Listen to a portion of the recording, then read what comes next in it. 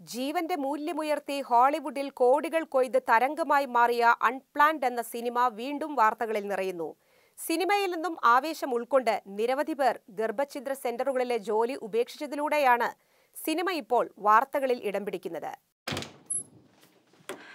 Abby Johnson is in the other room. Here. ഗർഭഛിദ്രം നടത്തുന്നത് വഴി കോടികൾ ലാഭം കുവിന്ന പ്ലാൻഡ് പാരന്റ്ഹുഡ് എന്ന ക്ലിനിക് ശാഖയിൽ പ്രവർത്തിച്ച അബി ജോൺസൺ എന്ന ജീവനക്കാരന്റെ യഥാർത്ഥ ജീവിത സാക്ഷ്യമാണ് അൺപ്ലാൻഡ് എന്ന സിനിമ. ഒരു ഡോക്ടർ ഗർഭഛിദ്രം ചെയ്യുന്നത് അൾട്രാസൗണ്ട് സംവിധാനത്തിലൂടെ സാക്ഷ്യം വഹിക്കേണ്ടി വന്ന അബി ജോൺസണുണ്ടായ മാനസാന്തരമാണ് സിനിമയുടെ പ്രമേയം.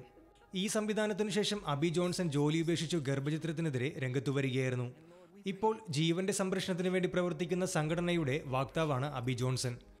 ആഷ്ലി ബ്രൗച്ചറാണ് ചിത്രത്തിൽ അബി ജോൺസണായി അഭിനയിച്ചത്. Everything that they told us is a lie. Don't underestimate the repercussions of this. You gotta be careful. Rhonda, please don't do this. Rhonda! Cinema പുറത്തിറങ്ങിയ ആദ്യ ആഴ്ച തന്നെ $61 ലക്ഷം ലഭിച്ചത്. സിനിമയുടെ അലയൊലികൾ അവിടം കൊണ്ടും അവസാനിക്കുന്നില്ല. ഗർഭഛിദ്ര രംഗത്ത് പ്രവർത്തിച്ചു വരികയായിരുന്ന നൂറുകണക്കിന് ഡോക്ടർമാരെയും ആരോഗ്യ പ്രവർത്തകരെയും സിനിമ പിടിച്ചുലച്ചു. ക്രൂരമായ പാതകങ്ങളിൽ പങ്കാളികളാണ് തങ്ങളെന്ന് തിരിച്ചറിഞ്ഞ ഇവരിൽ പലരും ജോലി ഉപേക്ഷിച്ചു. സിനിമയിലെ കഥാപാത്രമായ ആഷ്ലി ബ്രൗച്ചറിന് ജോലി ഉപേക്ഷിച്ചവരുടെ സന്ദേശപ്രവാഹമായിരുന്നു. ഇതേ അനുഭവം തന്നെയാണ് അബി ജോൺസന്റെ പ്രോ ലൈഫ് സംഘടനയ്ക്കും ഉണ്ടായത്. കോൺസൽമാനാണ് ചിത്രത്തിന്റെ സംവിധായകൻ. ഒട്ടേറെ പ്രതിസന്ധികൾ തരണം ചെയ്താണ് സിനിമ പുറത്തിറങ്ങിയത്.